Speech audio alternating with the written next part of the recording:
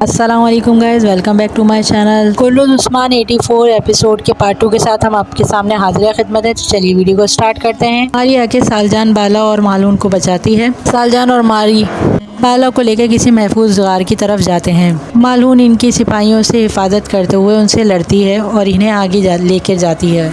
मालून मारी से कहती है कि तुमने बहन होने का हक अदा कर दिया। मारी अपने सिपाहियों के साथ वहां पहुंचती है। सिपाहियों को लड़ता छोड़कर वो बाला को अपने साथ लेकर वहां से चली जाती है। बाला बहुत तकलीफ में मुब्तला होती है, जिन्हें लेकर ये लोग एक गार में जाते हैं और दूसरी तरफ गार में मिंग्यान गयातू का जख्म दागता है। गयातू सिपाही को बुलाकर पूछता है कि चंगेज़ खान की इसी तरह हिफाजत की जाती थी। गयातू कहता है सिपाही अब तक वापस क्यों नहीं आए। सिपाही बताता है कि वो मरने के लिए आए हैं, जिस पर गयातू कहता है मतलब वो मारे गए। गयातू कहता है मैं अब से अपनी जंग खुद लड़ूंगा और इस गार को उस्मान की कब्र बना दूंगा। बाला के बच्चे की पैदाइश का वक्त शुरू हो चुका होता है। खवातीन इसे गार में ले जाने की तैयारियां करनी होती हैं। दूसरी तरफ गार में उस्मान भाई अपने साथियों के साथ पहुंचते हैं। उस्मान अपने सिपाहियों से मोहतात रहने का कहते हैं। बुरहान जैसे ही रास्ते में लगी लकड़ियों को हटाता है, एकदम से तलवारें ऊपर से आती हैं, जिससे वो बच जाता है। पुरगुत कहता है इन बदनस्लों को देखो। उस्मान कहता है कुछ भी हो जाए हम पीछे नहीं हटेंगे, ये चाहे जितने जाल बिछा लें, हम बस इनकी सांसों के करीब हैं।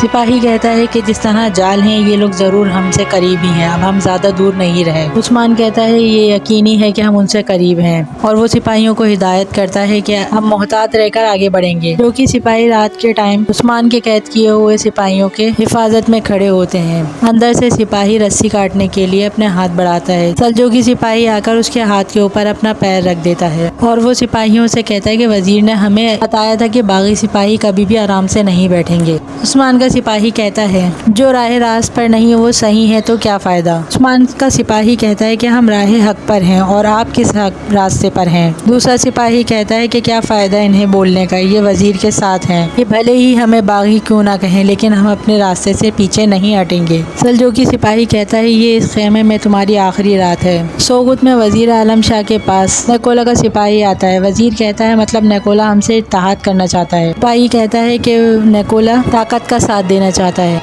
वजीर कोनूर की तरफ देखकर कहता है कि जब तक हम समंदर में नहीं गिरते, जब तक हम सांप को ना पकड़ लें, जो अपने सामने पड़े गड्ढे को ना देख सके, हमें उसे अपने साथ खड़ा नहीं कर सकते। वजीर कहता है। सिपाही कहता है नेकोला के साथ इत्तेहाद आपको मजबूत करेगा, इस बारे में जरा सोच लीजिए। वजीर कहता है मुझे नेकोला के साथ इत्तेहाद की ज़रूरत नहीं और वो कोनूर को आवाज़ लगाता है। कोनूर उसका गला काट देता है। वजीर कोनूर को बाहर जाने कहता है। कोनूर के बाहर जाने के बाद वजीर कहता है अब तुम उस्मान के पास जाओ और वो जहर भाई की बात को सोचता है जो उन्होंने इससे पहले वजीर को बताई कि कोनूर उनसे बागी है। जहर भाई वजीर को बताते हैं कि कोनूर आपके सोचने के मुताबिक उस्मान से मिला हुआ है।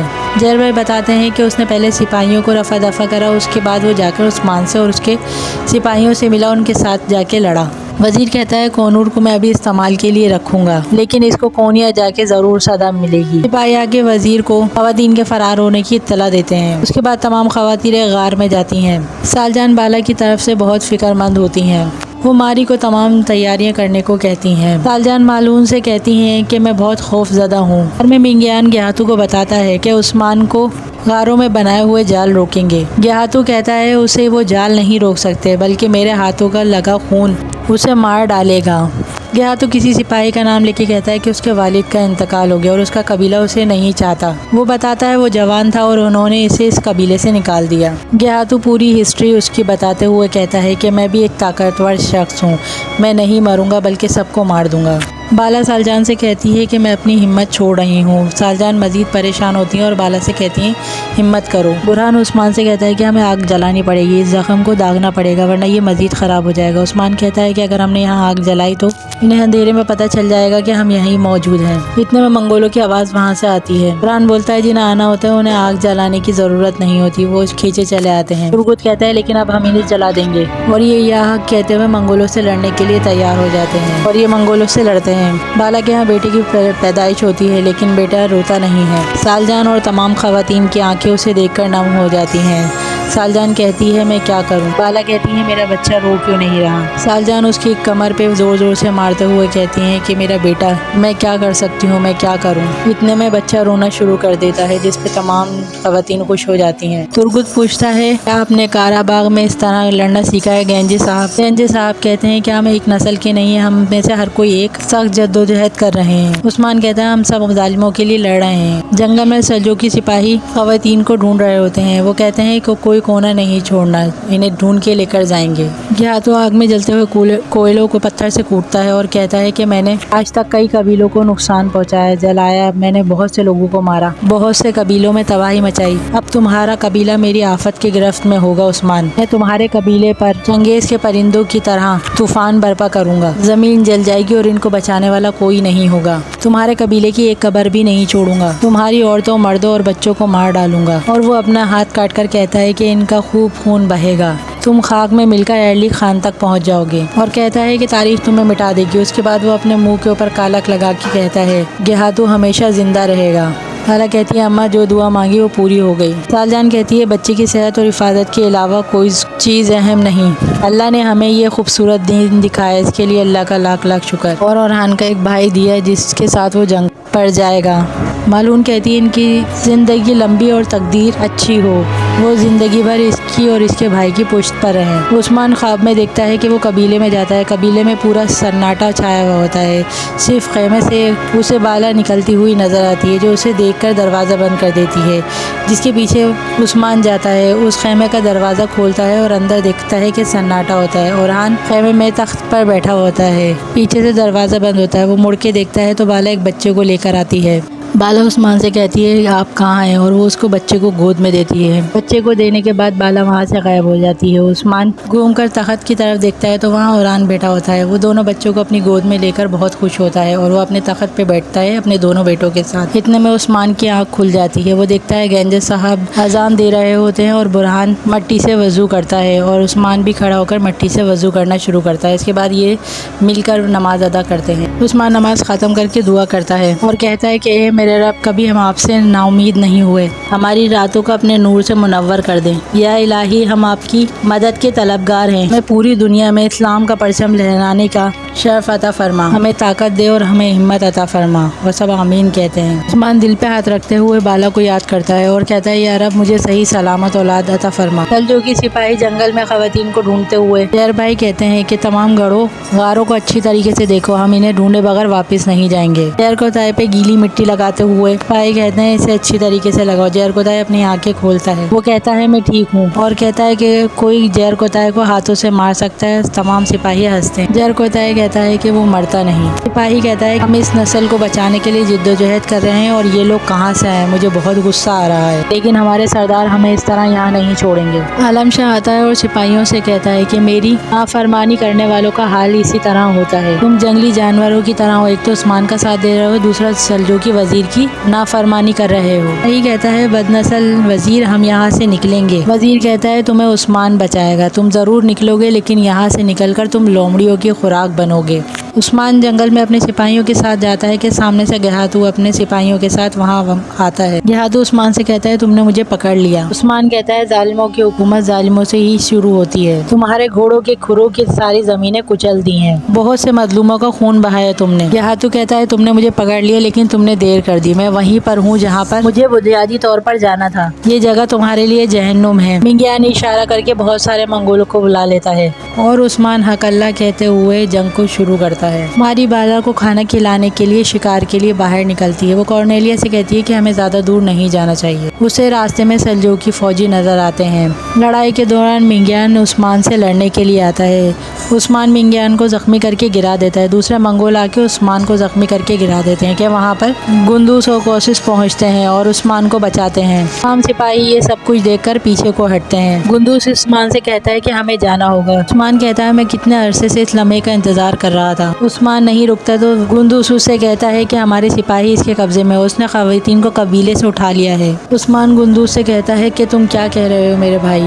گیاتو سپاہی سے کہتا ہے کہ میں عثمان کے ہاتھ میں منگیان کو نہیں چھوڑوں گا، وہ جانتا ہے کہ مجھے اس کی ضرورت ہے۔ وہ سپاہی سے پوچھتا ہے کہ 20,000 نوکر کہاں ہیں؟ نوکر بتاتا ہے وہ آنے والے۔ گیاتو کہتا ہے وہ آ کر اس خطے میں قرآن برپا کر دیں گے۔ آئگل عثمان سے کہتی ہے کہ میں گندوز بھائی کو تلاش کرنے کی امید میں نکلی ہوں۔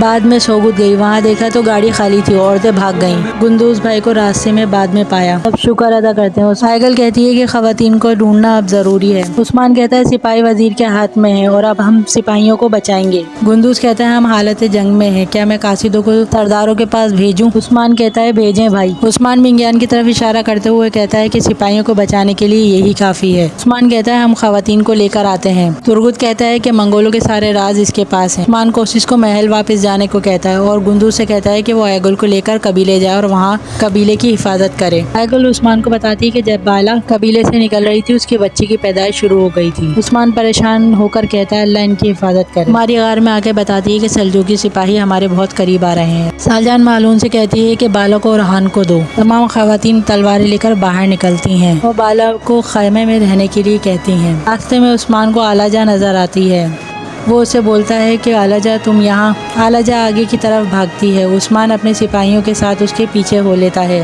جہاں سپاہی قید ہوتے ہیں وہاں ترگت آتا ہے، اسے دیکھ کے کہتے ہیں کہ کوئی اجنبی آ رہا ہے۔ وزیر آتا ہے، اسے دیکھ کے کہتا ہے کہ عثمان نہیں آیا۔ ترگت کہتا ہے اس سے کیا فرق پڑتا ہے وزیر اعظم، کیا تم ہم سب کے سروں کے پیچھے نہیں پڑے ہوئے؟